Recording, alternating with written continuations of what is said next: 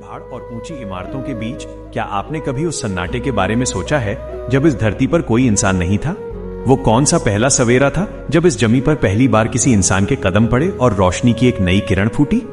आज हम उसी अजीम शख्सियत की बात करेंगे जिन्हें दुनिया का सबसे पहला इंसान और सबसे पहला नबी होने का दर्जा हासिल है, यानी हजरत आदम अलैहिस्सलाम।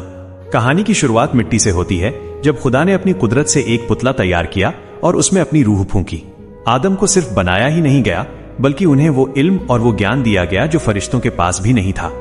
उन्हें हर चीज के नाम सिखाए गए और खुदा ने उन्हें अपना खलीफा यानी जमीन पर अपना प्रतिनिधि बनाया। शुरुआत में आदम जन्नत की वादियों में रहते थे, जहां हर तरफ सुकून और नेमतें थीं। उनकी तन्हाई को दूर करने के लिए खुदा ने बीबी हव्वा को पैदा किया ताकि दोनों एक दूसरे का सहारा बन सके।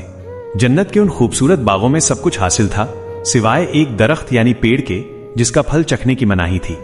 लेकिन शैतान, जो इंसान का सबसे पुराना दुश्मन है, उसने आदम और हव्वा को बहकाया।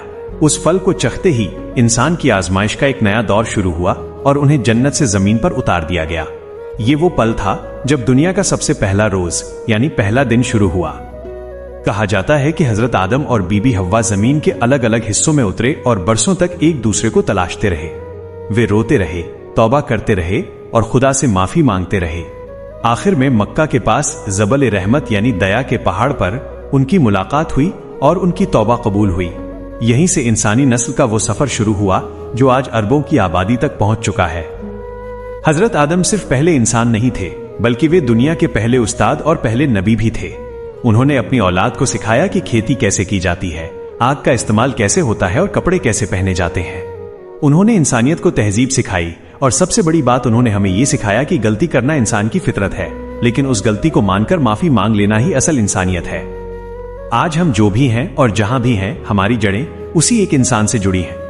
हजरत आदम की कहानी हमें याद दिलाती है कि हम सब एक ही खानदान का हिस्सा हैं। ये सिलसिला जो हजारों साल पहले शुरू हुआ था, आज भी हर उगते सूरज के साथ हमें अपनी असलियत की याद दिलाता है।